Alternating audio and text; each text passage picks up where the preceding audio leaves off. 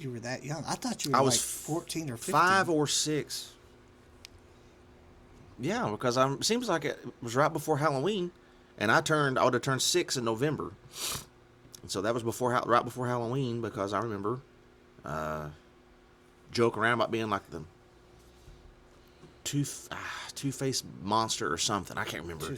Something stupid. So that scar must have been, that was a big scar for a little kid. It was middle of my chin to almost to my ear.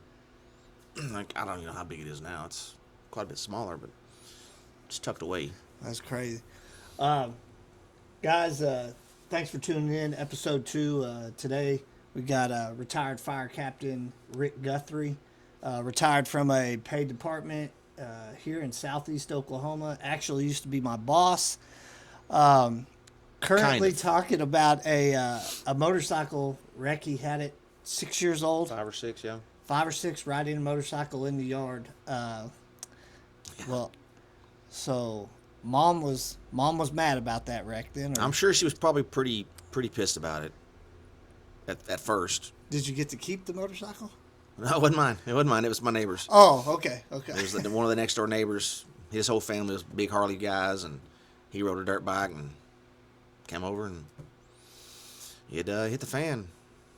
Laid me open pretty good, but That's crazy. Yeah, I don't even know if at that age I could ride a bicycle without training wheels. I'm almost positive I was in kindergarten. I'm pretty sure I was in kindergarten. That's when you knew you were destined for that red firefighter edition Harley. yeah, I was. I love that bike. I did too. It was probably my favorite one. You were supposed to sell it to me. And okay, I don't. Sold it out from underneath me, sir. I remember that. You don't forget. I know. I know you don't forget. But we don't hold grudges. Cause No, we're we friends. don't. We don't. I mean, it just hurt my heart. It hurts my heart that I sold it. What year was that Harley? I think that it was an 05. And you bought it brand new? Mm-hmm. Ordered it. And did everything to it? Did all of it myself. Man, that thing was... Did everything myself. So nice. It was fun. It was a lot of fun. Yeah. And I sold it and bought another one that I never even liked. Yeah. Well, it's hard. It's hard. That white one I had, I loved it. I wish I hadn't sold it. I wish I would have bought that from you. Yeah. It was a good price. It was. It was a great price. Yeah. But when I bought that Harley, I thought I would drive it much more responsibly than I did that old Suzuki crotch rocket. Oh, Lord. I remember you having that. Yeah. Well, the oldest boy, he used to always want a motorcycle. And he can ride. Oh, my, he can ride. He's good. Yeah. He can wheelies everywhere. He wanted a street bike.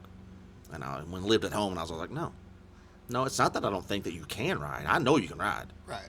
That's the problem. Because you're going to ride like an idiot. Yeah. I know you, but there'll be times you'll ride right, and there's going to be times where you're going to get pulled over riding wheelies down 69. And I just don't want to do that right now. I don't want to worry about you. Yeah. I feel like the whole motorcycle thing when they're young is, especially for the boys, well, it sounds like they're racing. I think they're still in my Jeep. Maybe. Because it doesn't have a muffler. It sounds just like that, so. Maybe they're gone now. Yeah, well, it's insured, so. I was thinking my gym bags all I want. It could have been, Tokyo Drift outside. You never know. Probably not in that Jeep. A couple turbos, But, yeah, I remember one of the drivers that was stationed in Northtown at the fire department we worked at. His boy, didn't he pull a wheelie on a crotch rocket right out there, right outside and laid it over? Filled his little body up with gravel. Yeah. Yeah. Something. We were dumb. I Very much. It's just it's in all of us. I wanted a street bike when I was 19, 20. And my dad didn't live at home. Parents were divorced. He didn't live at home, but he was against it. And he went with me to look at it. And then, because I was going to have to borrow all the money from him. And he turned me down. And I was mad. Didn't understand why. And, well, now I know. I've been just as dumb as my boys. Yeah. I know. And they could ride better, or Trevor for sure could ride better than I could have. Yeah. So it all worked out. Now, is it Trevor's boy that is all about motorcycles? That is Huck, yes. He dreams about dirt bikes and motorcycles and baseballs and soccer balls and fire trucks, but he doesn't say T's very well. So, comes out Firebucks. close. Frucks. Fire trucks in a way. Yeah, somewhere in there. I Maybe don't know if I can cuss, but it comes out the cuss word. Yeah, I mean sometimes. And he says it anywhere. In church, he'll say how much he loves them. Well, that could get interesting, right? Yes, and I wish I could show the picture of him that we got last week, I believe. He's all boy. He has gone to the bathroom to pee, and he's not standing next to the toilet. He's standing on the toilet lid, or the seat, standing on the toilet seat, with his shirt pulled up, no pants on, and he's peeing down into the toilet, like sport peeing. And they took the picture, and the look on his face is like, oh my God, I'm caught. He was just making sure he had a direct shot. It was a direct shot, and it's. I guess she's like, y'all gonna be careful when it comes to your house because there's just pee everywhere. I was like, yeah, he's probably trying to pee in the toilet or the shower or the tank on the back of the toilet. I can only imagine. Right. So yeah, we'll have to go within the bathroom now because it's made a sport out of it. Old Pap's buddy. He is my buddy. Yeah, he's my buddy. Who's Pap? I'm Pap. Pap. I love that name for you. It was going to be Pappy.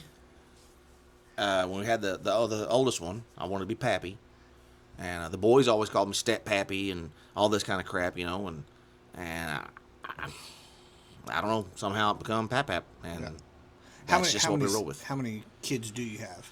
I have 2 stepsons, and Trevor, the oldest, is 30. I don't know, 3-ish, I think, somewhere in there. I'd have to do the math, and I'm not good at that, especially on camera. And then Chase. Trevor's got 3 kids, and then Chase has 1, brand new one, so born in March. Right, and so both your boys, they kind of followed in your footsteps? I don't know that they necessarily followed me because it's me in the fire service. I think they saw pretty good job. Yeah. Good time off. Rewarding job. And because we weren't sure what the boys were going to do out of school. And Trevor started off at a smaller department, about the size of the one I worked at. He started off there for 3 years, and then he got on in Tulsa and works there now. And Chase is a firefighter at the base. At the Army Ammunition At the Army, Base? Yep. He's That's been cool. out there, I think, 2 or 3 years now. Small world. It is a small world, and I think they they enjoy it. It's rewarding, and of course you're proud of it. So Yeah, it's pretty- definitely one of the best jobs in the world. it is. It's the most rewarding job I can ever imagine having. Just a shame there's politics in especially in smaller departments. A lot of politics. Yeah. I wish I could go back and just worked in a place like Tulsa or Oklahoma City where you just go to work. Yeah, Go to work and go home. Definitely. I'd still be there. Where we came from, I wish I would have definitely used it as a stepping stone just to get to a different department. The couple times I had the opportunity to go somewhere else, I did not take the leap.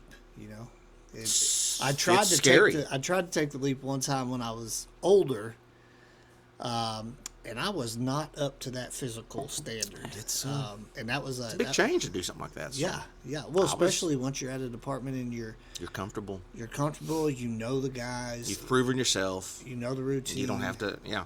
Yeah. I had put in.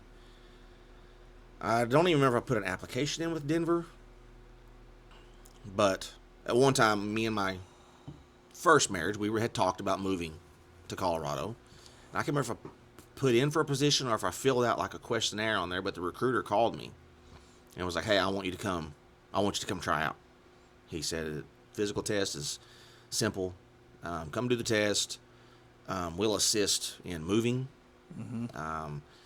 There's temporary housing that you can live in until you guys find one as a family." And he said, "There's housing going up everywhere." Now I'm very glad that didn't fall through because I wouldn't have met my wife I have now, which is amazing, or the boys. I wouldn't have the life I have. Or the yeah. grandbabies. Or them grandbabies. That's what it's all about. I love the kids. Yep, you definitely hit the lottery with all the of grandkids them. are way better than the kids. It's way easier. Why can't you have grandkids first? You know. Yeah, you might never have kids. That's true. That would be it. So, talking about the fire service, what actually drew you to the fire service? When did you know that that's what you wanted to do? As a little boy, I remember playing firefighter all the time.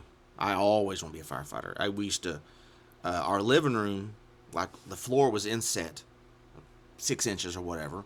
And so me and my brother would always stack up pillows right going where you're going down the hallway into the living room. We'd stack pillows up and jump over them. Well, I got to where I pretend I was busting through a wall as a firefighter. And I would rescue, like, I had like the stuffed animals and stuff. I remember one time I rescued a stuffed animal I think my brother had bought me. I was a little kid.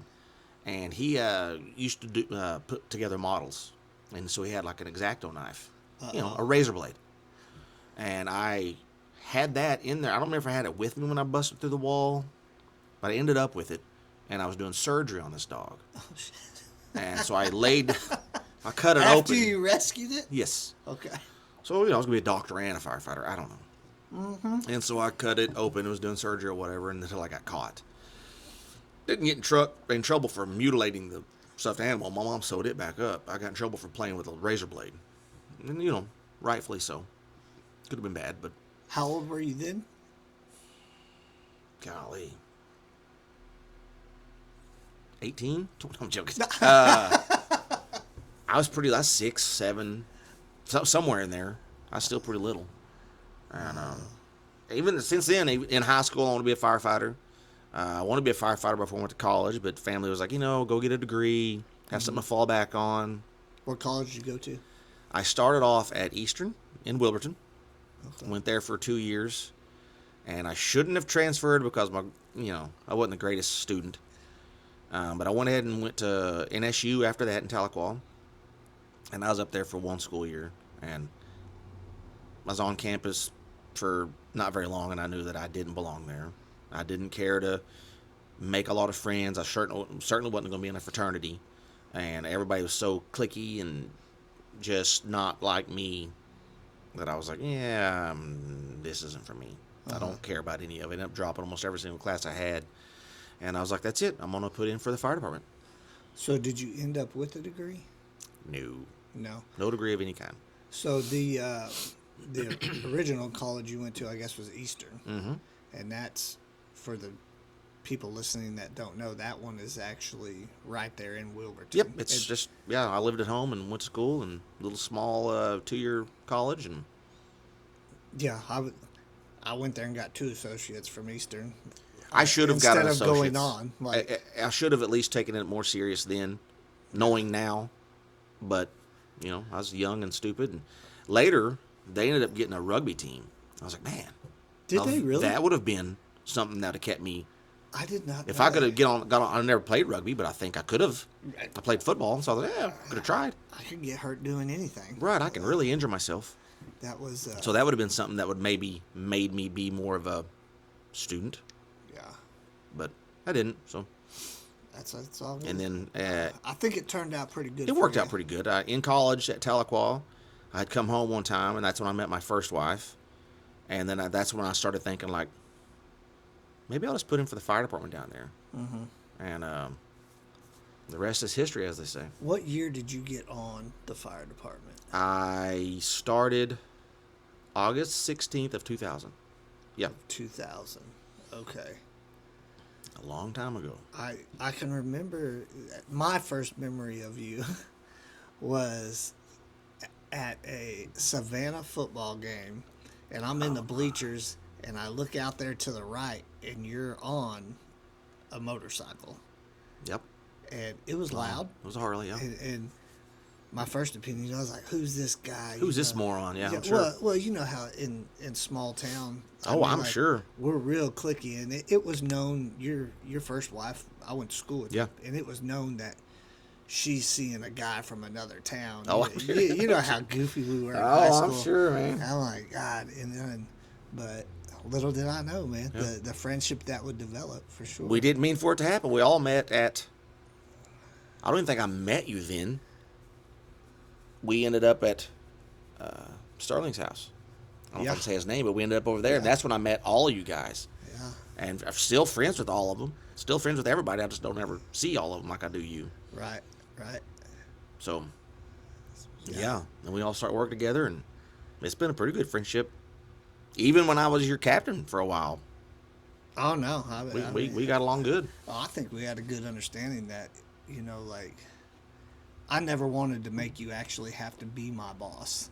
You know what I mean? Like, And I didn't want to have to. Yeah. I didn't want it because there's so many. It's a small town, and so many people you work with, prior to working there, or them prior to you're friends with them before you're on the same shift or whatever, and so then you end up on the same shift, and you're like, they always call it, what is it, switching seats when you promote. You're crossed over to the other seat or whatever, and I thought, well, it shouldn't be that bad, and it wasn't. First little bit was kind of tough because everybody's thinking one thing about you, and I thought all I can do is just keep my head down and just work with them, and it's actually not. It wasn't that bad at all. I think it smoothed out pretty good. It did, and my chief had actually called me in one time and told me, you can't be friends with these guys. They work for you. And I said, well, I'm not a rebellious guy, but I am going to tell you that you're wrong for that. I believe you can be very best friends with these guys. You're supposed to have that relationship. You're supposed to be able to get off work and pick up a bunch of hamburger meat and some beers and go to their house and cook burgers and have beers with them and their family or whatever, or be there when their kids are born, because that bond is what makes it. It makes the fire service. Yeah. It makes those guys want to do even more for you, and then you want to do more for them. The next thing you know, you're feeding off each other, and it's amazing. And but he wasn't that way. He wasn't that way with anyone. Yeah. And so he didn't understand that, because I just told him, well, you can look at it how you want to. I'm going to do it my way, and if it doesn't work out, then we'll figure it out. But I think these guys will, for the most part, probably take a bullet for me, because I think they see now that I will do it for them, and they come first. Yeah. I definitely, whenever I saw someone... Filling that energy drink. Yeah, we got more, bro. We got more back there. When I would see a leader actually advocate for us, like, Yeah. that made a lot of difference. And it was not just a yes sir or a yes ma'am, Right. like that. It made a lot of difference. But I mean, on the same thing, we respected your decision. So like, if Sure. it came down, like it was like, okay, like that's cool. That's what we're Well, gonna do. it was. I never wanted to be a forceful leader or boss or whatever you want to call it. I didn't want to be that kind of guy.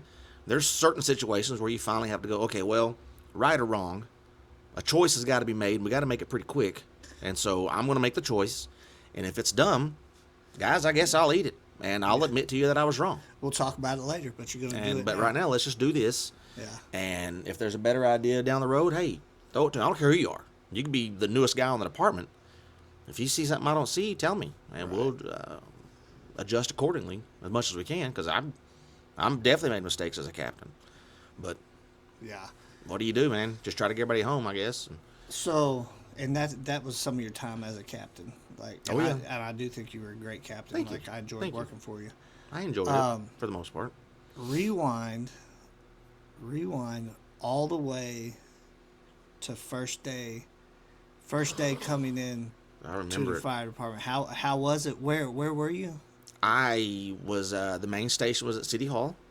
I was 22, just a stupid kid, and luckily I went in with the good attitude of just keep your head down and your mouth shut, and because I was never taught that, I didn't have, I don't know, anybody telling me that kind of stuff. I just thought these are men.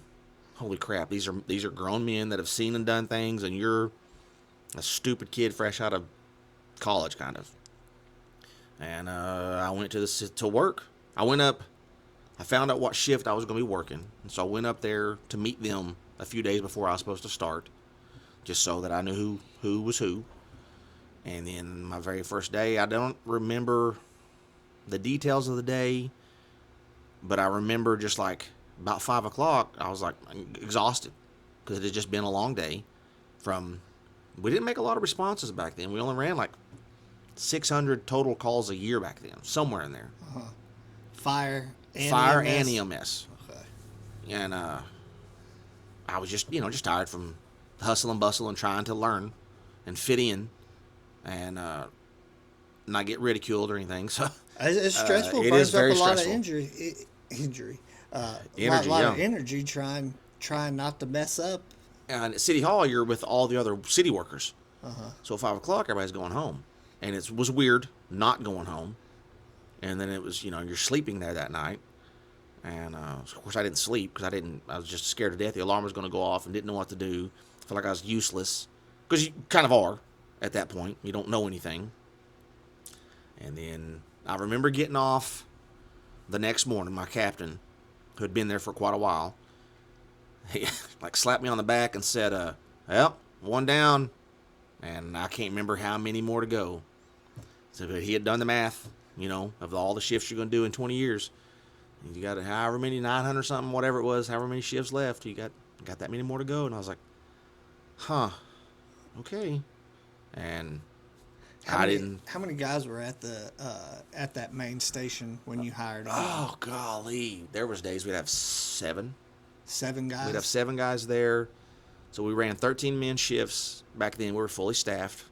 And it was a great place to work then. So we'd have 6 or 7 up there, 2 in Northtown, and 2 or 3 at Southtown. Yeah. So only 3 stations back 3 stations back then, which is adequate. Which is where it should be now. But I won't get into that yet. We got a ways to go. Because I'm retired. I'm retired. Say what I want. What you going to do? You going to take my job? Well, give me days off without pay? Yeah. I used to get told that at the grocery store by people. I'll have your job.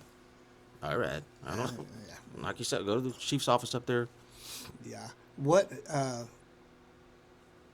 when you hired on there, did you have, what was the hiring process? Of course, you apply, and it was very structured then. Show up at the number 2 fire station, which is out by the walking track, and you're going to do your physical test. That was, say, on a Monday. Monday, we're doing the physical test, which consisted of a 1.5 mile run in 13 minutes, 25 push-ups, 35 sit-ups, I think, like a flexibility test with like a little dumbbell. Bending over, yeah. And then had to walk across a 4x4 beam, which wasn't off the ground. It was on the ground pretty good, so you weren't, they had to carry a section of hose and go across that. It was pretty crazy how many people fell off that balance beam. Yeah. And then you had to carry, I think it was it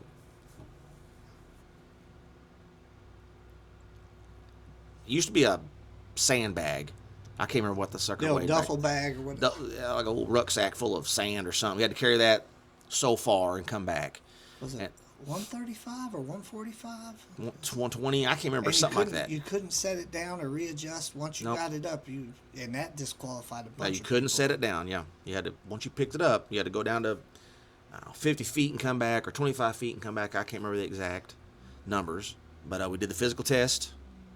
And then they were okay. Well, if you pass the physical test, be at City Hall for the written test.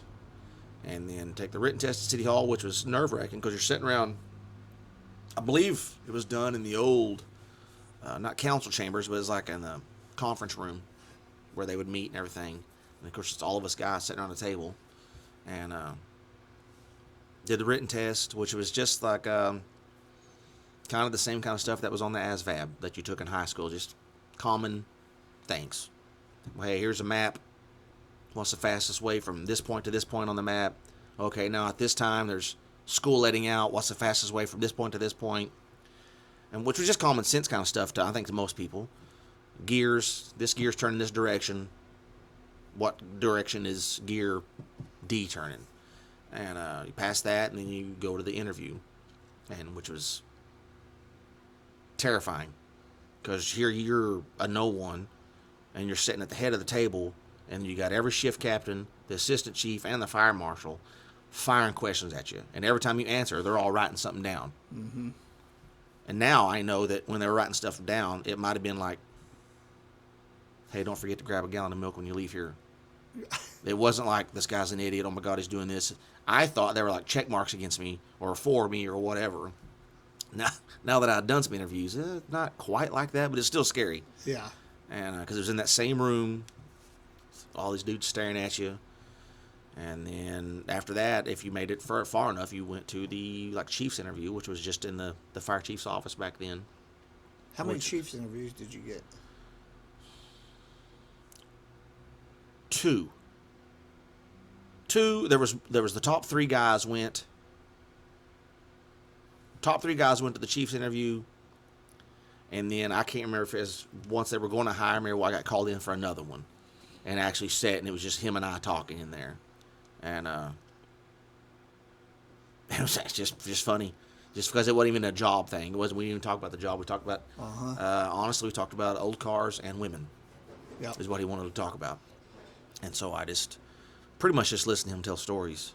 Yeah. And then at the end, he was like, well, I think you'll be fire chief one day, and so I'm going to hire you. I was like, oh, okay, I hope be fire chief one day. And I wanted to be fire chief, but I couldn't do it no more. Yeah, 20 was I it. did 20 was it, or I was going to be in trouble, because it was getting really difficult with the leadership that we had. Yeah, yeah. I remember when a different chief hired me. I remember who hired you. Different chief hired me, which was my favorite chief we had, because he would go in there and stand up for you. Even, I mean, he was not a yes man. No. If you were doing wrong, he expected you to do right. Oh, yeah. I mean, he would hold you accountable. Yep. But I don't know that I ever did the chief's interview at the city. I definitely did do a chief's interview at his house, which is crazy. At his house with a beer, and I remember him asking me, why should I hire you? And I thought I was going to spit out the good, textbook answer. Because I want to do this, and I like to help you. And he said, no. Why the F should I hire you? And I was like, oh, okay. So then I gave him I got to sell myself. Yeah. So it definitely was a completely different sell, and I ended up getting it. I mean, I'm glad you did. You're a great firefighter. You are a standout, for sure. Well, we had a good time. That was the thing. Like, as long as I am bad about it, if I ain't having a good time, I'm probably not going to give 100% effort. If Robbie's not having a good time, I still did it. Because it will set the tone for the day. Yeah. Don't lie to me. That's the main thing. Do really? Not lie to me. You don't like liars. Okay, that seems like I've been in a room with that. It happens. Yeah. If you get the knife hand, I'm probably calling somebody out. Yeah, you did. All the bosses, I remember that. Yeah. Not at the fire department. This was another job we had together, which was funny. Yes. Okay, so moving on from that, we can get into that. We're gonna get in trouble again. Yeah. So, what for you, the fire service wise, what was the best? I think we have the best thing in common, but what in your eyes was the best thing about the fire service? I really truly do love helping. Mm-hmm. I like it to this day. I like to change a flat or just whatever. I just like it. I just like how it feels. I don't know. I love that. And so that was a huge aspect of being a firefighter. A huge reason I wanted to. I remember in my interview, I said, so when something's going on, something bad's happening, everybody's in a panic or they're scared, and they hear the sirens. What's the first thing they hear? The first thing people start saying, hey, they're right there. Help's on the way. And I was like, I want to be that. I want to be that person. Mm-hmm. I said that in the interview. And I meant that. And, of course, that all was just a great part of the job. Just a noble profession. But the best part of all of it was the stupid idiotic stuff we would do at the fire stations of hanging out with the boys. Or some girls, we worked with a female, and she was amazing. And she was right in there with us, pranking each other and having fun. You know, when we hired her, I really didn't know her. And I didn't know her at all. I just knew who she was because she came from The volunteer department. Yeah, the volunteer department across the highway, which is an excellent volunteer department. Absolutely. Actually, I mean, like they've always done a great job. They could always hold their stuff. Yep. With our department, and really, honestly, a lot of times they were probably above par compared to us on a lot of stuff, especially training. But, anyways, that girl, when we hired her, I didn't know what to think. I didn't either. It was like culture shock for a little while. She's tiny. She hired this tiny thing in, but you talk about proving yourself. She did it. My God. Fast. Yeah, quickly. And she's a genius. Yeah, she earned a spot in there, and you were not lying. Like, she held her own. Oh, yeah. She held her own. She's still there. I mean, she's the first one at that department to actually fall into the position of a shift commander when the captain's gone. She's a lieutenant now. Good for her. She should. Yeah. She should be. Yeah, and smart. She's very super smart. And she would keep you in check. Good or bad. Yeah. And then she would also, like, the guys all prank each other. She would prank. And she would embarrass you. And it was... that was the funnest part of being there, was the... Way back then, back when we had a chief that wanted the guys to be together, wanted the guys to have camaraderie, and hey, y'all need to be getting together and cooking dinners. It didn't matter if it was what day of the week it was. Hey, yeah, y'all get to a station and cook dinner and hang out, watch movies, do something. And so we'd cook dinner all the time, the whole group of us. And whether it was that and then having of course, I'm horrible at basketball. We'd have like I don't know, pig tournament or something downstairs, shooting baskets and just doing junk like that. And then, of course, as the night wears on and everybody goes back to the stations, then the pranks begin of short sheeting someone or moving their slats on their bed or something, or flowering someone in the shower. Those kind of things happen. Oops. Yeah. Didn't happen to me, but it did happen. I seen it. Who are you talking about when I flowered our... Yes. Yes. Yes. Yeah. Well,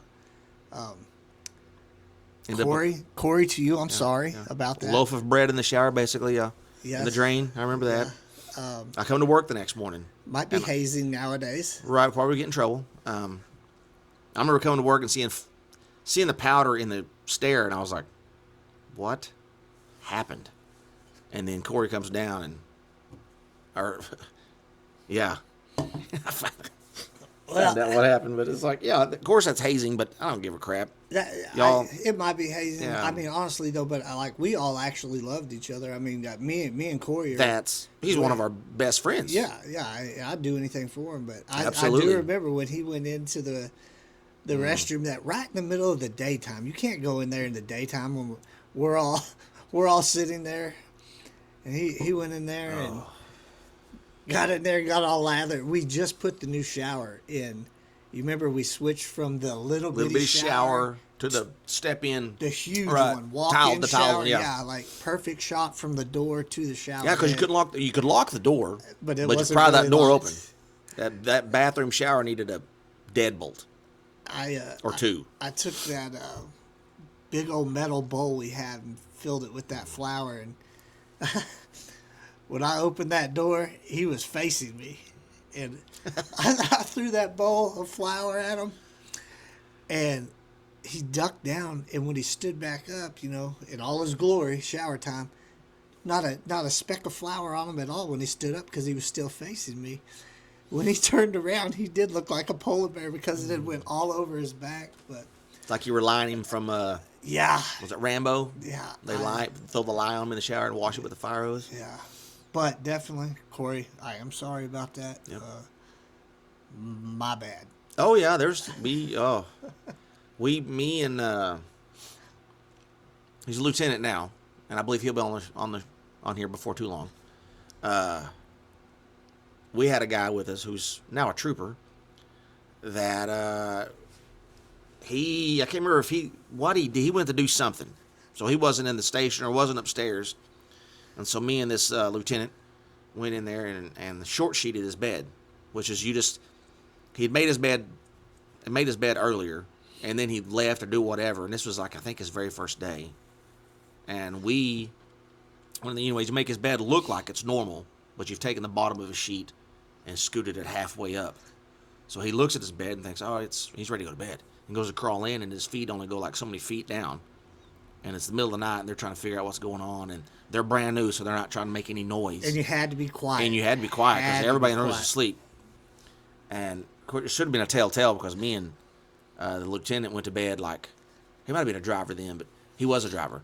I was a lieutenant, he was a driver. Anyways, we went to bed, which is like, we never go to bed like at 9, but we wanted to make sure we were in bed in time to catch this prank. And poor guy come in there, and we lay there like our beds are just shaking because we're giggling. It's like stupid kids.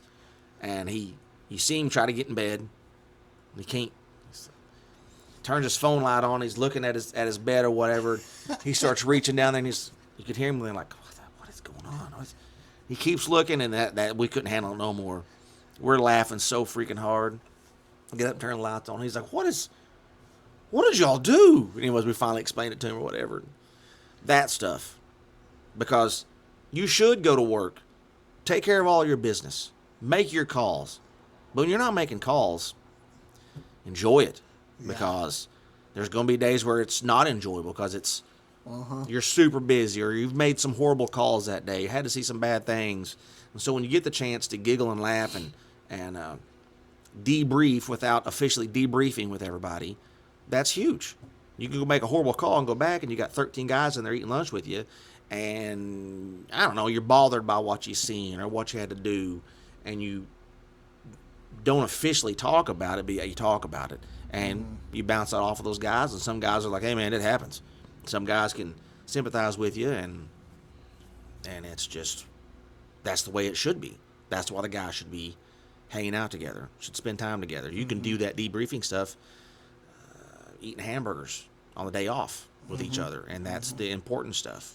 Yeah. So that everybody understands. I developed, my bonds at work were strong. Very much. But I would say the guys that I hung out with off shift, it was a different kind of bond.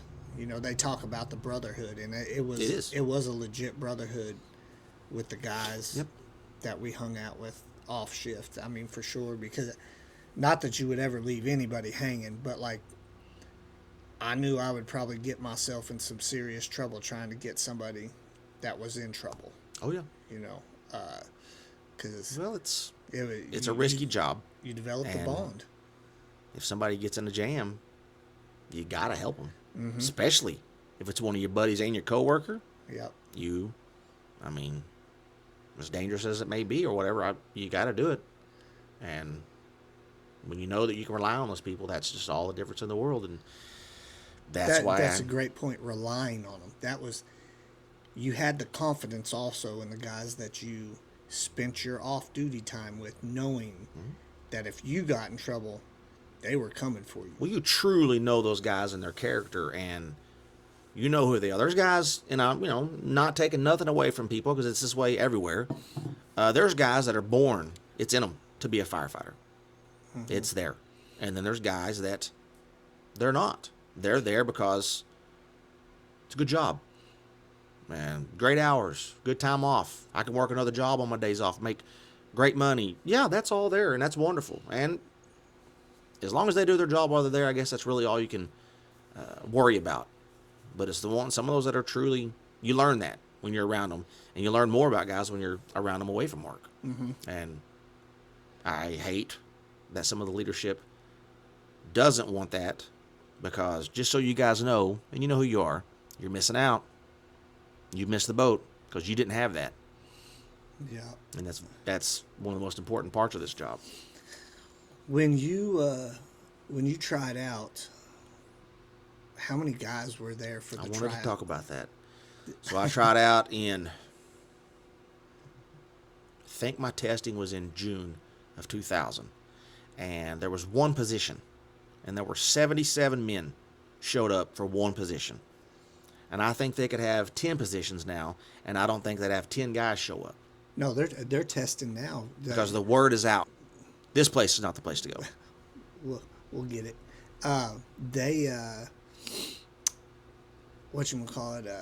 They'll test 1, 2, 3 guys at a time now. What a joke. I mean, it's crazy. But And it doesn't have to be that way. no. It doesn't have to be that way, and I just feel like, as the chief, you are. I mean, yeah, you're supposed to be the alpha, quote unquote, but you're the leader of men, Yeah. and I think you have to be willing to go to the main bosses of the city, and no better way to put it other than just lay your balls on the table for the men, because that's who makes you. And I mean, if it comes down to it, and you have to go, well, either fire me or I'll retire, I guess. That's how the chief that hired me was. You've got to be willing to do that and mean it, Yeah. because you can't. I mean, you just can't be. Yeah. You can't be a sellout, which is a shame. Yeah. It definitely, the first 5 years, maybe the first 7 years of my career, unbelievable. I mean, absolutely unbelievable. And then they opened up a 4th fire station. Changed everything. Oh my God! I mean, you Ruined the place. Went from having 7 guys. Or started. It started the demise. It started the demise. You went from having 7 guys at that kitchen table to 2. Camaraderie to 2 guys, and then the outstations. It spread everybody so thin, and then when they opened up a new administration building with the same amount of guys, so you went from 3 buildings, 3 stations, same amount of people. You open a 4th station, and then you open an administrative building. It was insane to me, but anyways, that to me, the politics of the job, that was the worst. Absolutely. The worst part of the job for me. I mean, when we would go to the conferences, and people would be like, "Yeah, where are you from? Where are you from?" And I'd tell them where we were from. Oh, that's exactly. Everyone in the states heard. Yeah, and it was like, man. Oh, that place. Yeah, sorry about that. Sorry, guys. Yeah, sorry about that. But I'll tell you one thing: we made a lot of good police officers. We did. We gave other fire departments great guys. Yeah, we trained a lot of people. We trained a lot of other firefighters. We trained a lot of police officers. And I feel like it was a step. It definitely turned from a career department to a stepping stone department. 100%. Because this is when I started.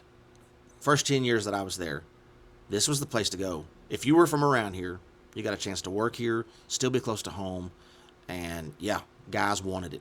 They wanted it. And it's not that way anymore. Yeah. It is, I believe, I don't remember the exact numbers, but I will just say in the last 15 years, I believe there has been 40 to 50 guys come and go, somewhere in there, I believe, that have either retired early, or as soon as they were able to retire, they retired, such as myself, to the day, to the minute that you could retire. They got out of there. Or they left for a different fire department, transferred somewhere else in the state, or out of the state maybe. And then there's even guys that have left the fire service completely. And I believe it's because of this place. They have such a bitter taste in their mouth towards the fire service because they feel like maybe it's this way everywhere. I was like, no, guys, that ain't this way everywhere. No, it ain't. There's other stuff out there. My boy that worked at the smaller department here was about equivalent size, roughly. And even the guys that he worked with down there would be like, well, I guess we can't really complain too much because it was a smaller department, had politics, and some of the guys would start complaining, and even his coworkers would go, well, it's not as bad as that place up north. Yeah. It could be like that. And it's like, what a shame. It's embarrassing. Yeah. That's how your place is known. It was pretty crazy. So, what about the training you received? Was there any training that you got that you just thought was outstanding that you went to, or like it served you well once? I loved the rescue series. Uh-huh. That was what it was called. I don't know if it still is, but it was a rescue series when I was there. The ropes, the extrication, advanced extrication, self rescue, all of the. I loved all that, and it's so needed. I mean, my gosh, look at the job that you do. I loved all that because for one, I was very interested in it, and then, I mean, I enjoyed it, and you could use it, and we still do some of it. I help a little bit today with you guys teaching some of it. That was some of my favorite training. Some of the training that was, not adequate was, I think, even my beginning training, going to the fire service training place that they use, is a 2-week course of. It's a crash course of just enough to get you in trouble. I believe perhaps when you're hired, you should go somewhere to an actual fire academy where you go and you're there for 5 months. And when you graduate from the fire academy, you have pride that you graduated from that place. It's an actual ceremony when you graduate. And you come out with your Fire 1, your Fire 2. You have the beginnings of the rescue series stuff. You have perhaps your EMT basic or paramedic. I guess it depends where you may go. Your hazmat. You have all the stuff that you're supposed to have. And you have a ready to go to work firefighter. Yeah. If I could redo it, I would go to. I'd either go to that one in Choctaw where you come out with all that, or the one right there in OKC. Both of them got excellent instructors, and you come out and you actually have a great base of knowledge, and it's not the bare minimum to pass that test. I do feel like nowadays it's a cookie cutter. Okay, you pass that test, and I mean, honestly, I think if people look into that, there ain't very many people that fail that test. Nope. And there's got to be a reason why people aren't failing the test. Right. And I mean, like, not to talk trash, but I see people coming out with that Firefighter 1 certificate now, and I'm like, there's no way. There's absolutely no way.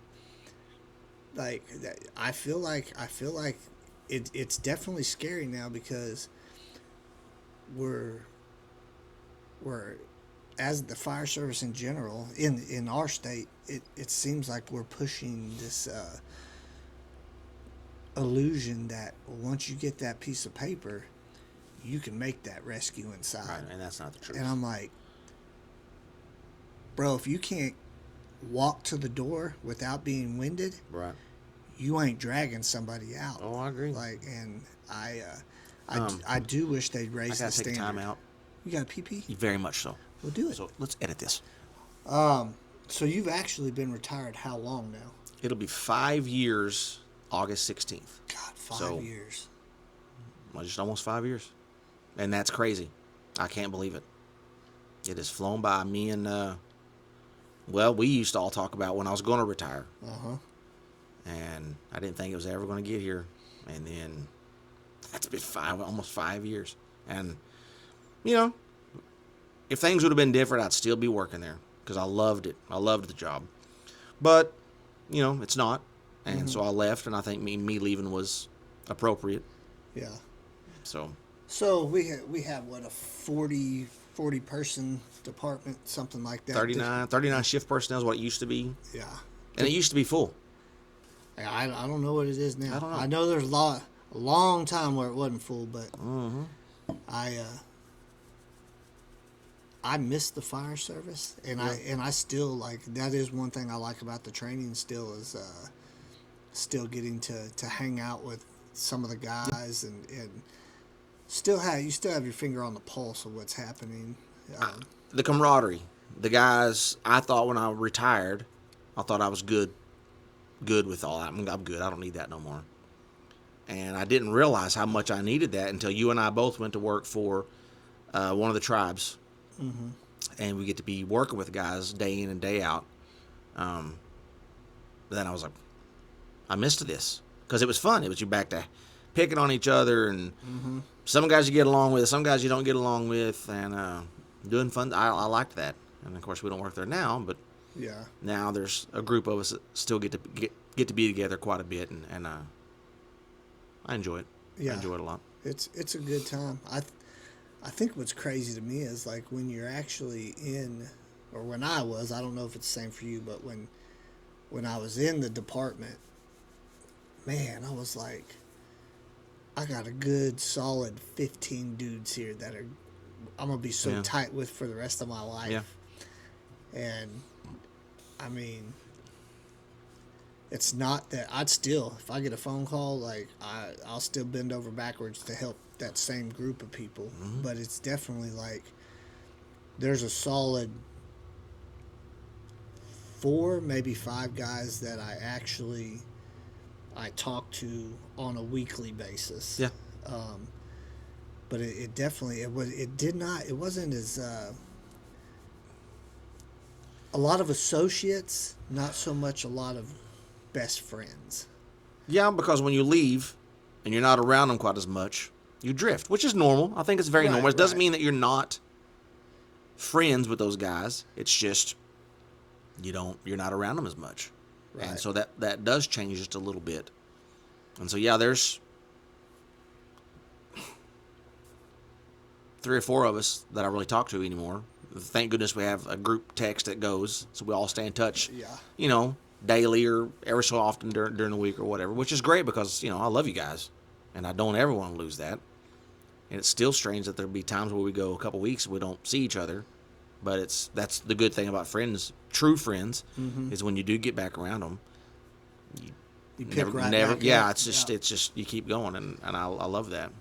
Are you coming to the Eat Spaghetti pool party this year? I love spaghetti. Okay. All right. I think we'll be at probably the River Spirit or the I'm going to try. casino in Durango. I haven't made one yet.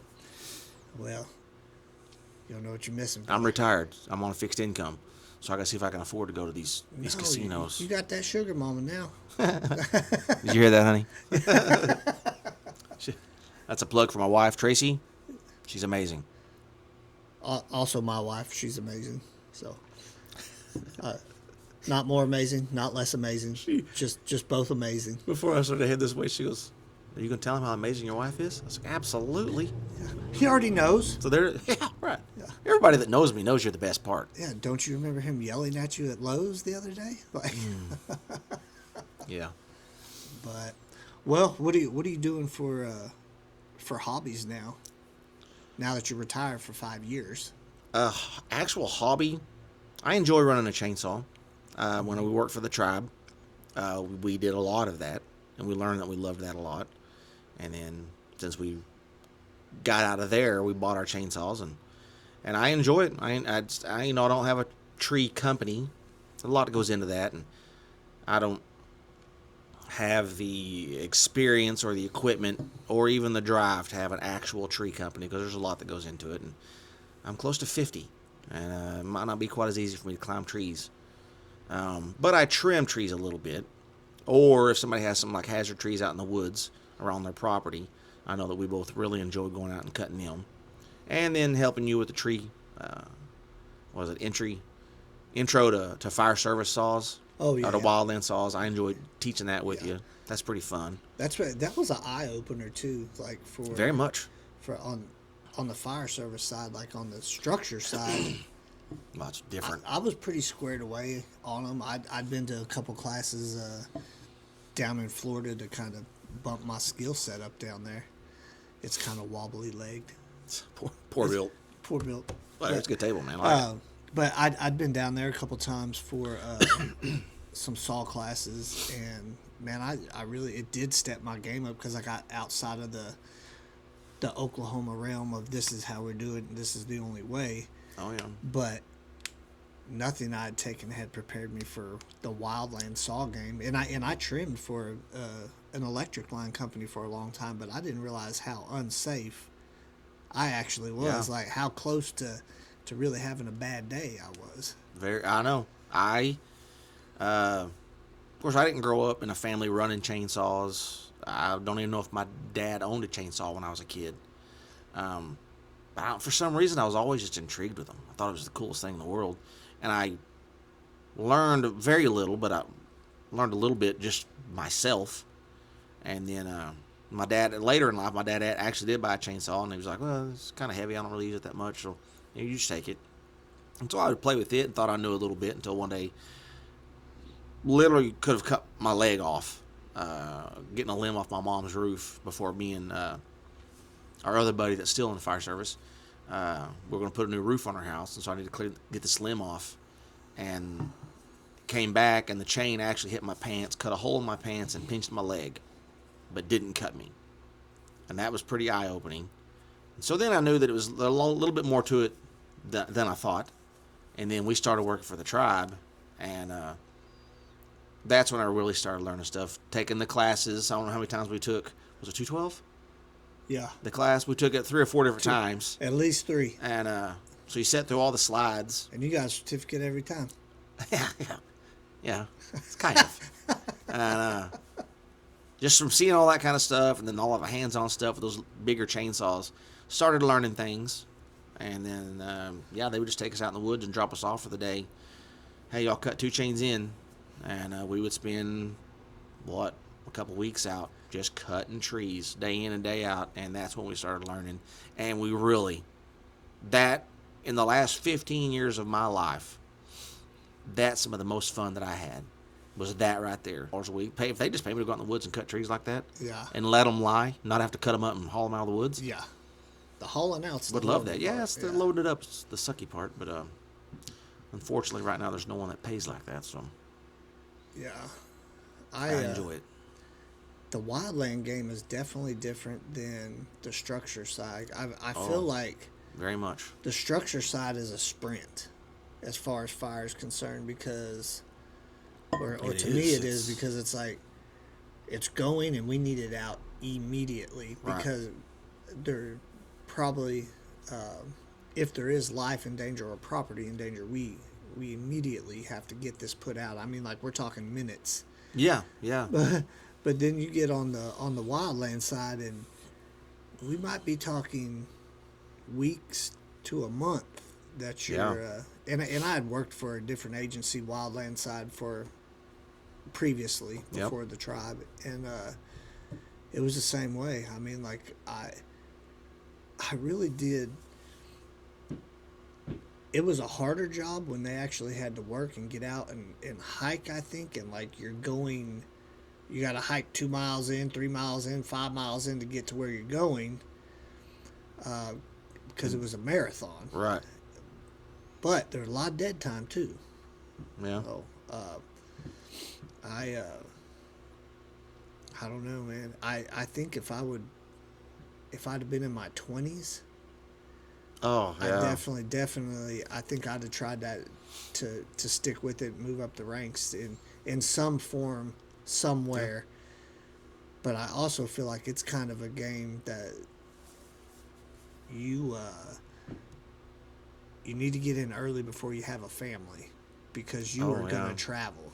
Like, there's guys I know that are still in there that are, I mean, hell, they're gone half the year, if not more, and that's how they make their money. That's their life. They're used to it, and that was a difficult thing for me, getting into that, because if it's hard when you're my grandparent now, right? So I want to come home to my wife. I want to see my grandkids. I don't want to be gone 2 weeks at a time, because you might be gone 2 or 3 weeks, get 2 days of R&R, and then you're going somewhere else for 2 or 3 weeks.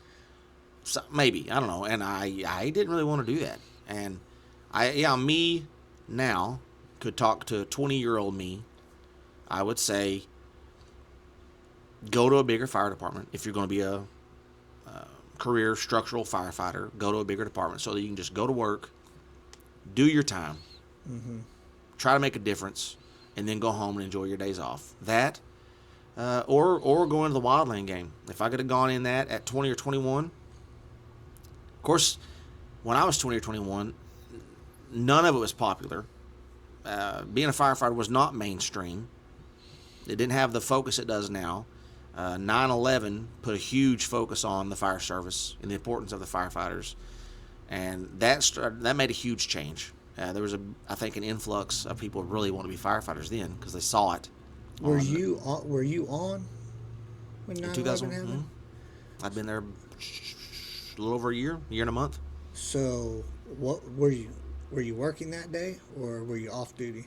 I can't remember. I think I either got off that morning or that was my second day off that morning. I remember seeing it at home on the news because it said a plane hit the trade center or whatever, and I thought like a small, I don't know, Cessna flew into the building. I was like, That's that sucks exactly for that what I guy. I thought, hope too. nobody on the ground got hurt. Yeah. And then I saw the footage and I was like, holy crap, this is. Yep. At first you're like, oh my gosh, what a horrible accident. Right. And then the second one you're like, this isn't no accident, man. This is planned. And then the other two, and I was like, what is going on, man? And then that night, it was just like they showed the air traffic, in the nation, and there was none other than fighter jets flying around cities. And it was crazy, crazy times. I definitely I was at the DOC Academy, and our instructor came in. He was late, which he was never late, and he was late just by a couple minutes, and he got in there, and I remember him saying, I think the United States is under attack. They certainly were. And we're all like a bunch of young, dumb DOC cadets just looking at each other like, what? Like, we're under attack? Like, we're in Wilburton, Oklahoma right now. Like, and I mean, of course, we weren't under attack in Wilburton, but he said, y'all go back to the dorms, and we'll see what we do after lunch, basically. And we went back, and then we were watching the TV, and that's when the second plane hit. And I remember all of us in the room, we were just like, we are under attack. Hell? Yeah, like a form that was of under it. attack. Yeah, that was it. It was just like, holy shit, this is real. It's really like, happening. This is real, crazy. Man. And then I think maybe 2 years later is when I got on the fire service. I knew then, though. I was like, yeah, I'm probably gonna switch. I remember the Oklahoma City bombing. I was, I believe, a junior in high school, and I didn't really know what happened. A friend of mine in school, come up and goes, "Hey, man, did you hear about that gas explosion in Oklahoma City?" And I was like, "No, I didn't know nothing about it." And you didn't realize at the time you're a kid, and you see people suffering, and you sympathize with it, but yet you're a selfish kid, and you're in your own world.